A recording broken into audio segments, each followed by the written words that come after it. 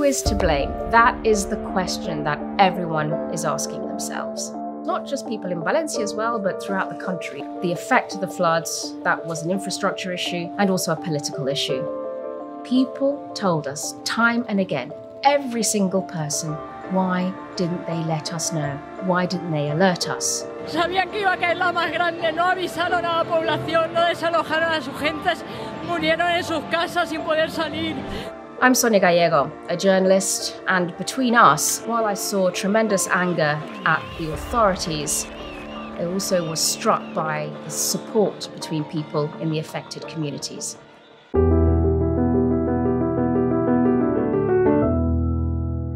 The climactic event that triggered off the most intense flooding that's been seen in decades in Spain was this phenomenon known as the cold drop. It's where you have a sudden drop of cold air across the Mediterranean Sea. Now, what climate scientists are saying is that because the Mediterranean Sea is warming, a result of climate change, that these weather events are becoming far more intense. And we saw just how much more intense they are becoming because simply the sheer volume of water that fell in certain places. I don't think anyone was really quite prepared for just how devastating it was. There were cars strewn everywhere, stacked on top of one another in this crazy, chaotic, haphazard way, blocking roads all along the motorways. People themselves called it apocalyptic, and that pretty much defines it. Furniture from people's buildings spilled out across the roads, and people wandering around in a state of shock. This, for me, was absolutely surreal, extraordinary, terrifying as well, but also incredibly, incredibly devastating. We saw so many people who were desperate for people to see what conditions were like there.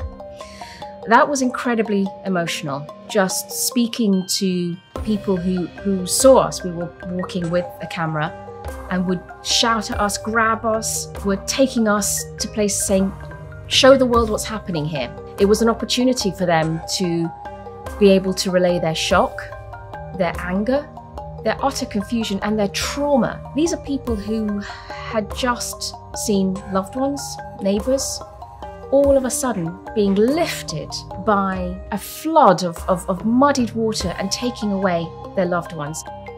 It was something that was so terrifying, but also remembering that you're in a city like Valencia, one of the biggest cities in Spain, and yet in a city like this, with its infrastructure, with its wealth, it happened there. Spain is a country with devolved regions, and the community of Valencia is an autonomous region. It has its own regional government, and a lot of questions being asked about what exactly was the leader of the regional government, Carlos Mazón, doing. It turns out that on the day that flooding struck, it's being reported that he was having a long lunch with a journalist and not giving these warnings too much thought. So when people are angered at the authorities, they are also angered at the regional authorities that were supposed to have been responsible for taking charge and putting an effective plan in place. That did not happen. The initial clear up, the search and rescue came down to the citizens of those towns and the volunteers that came from outside to help.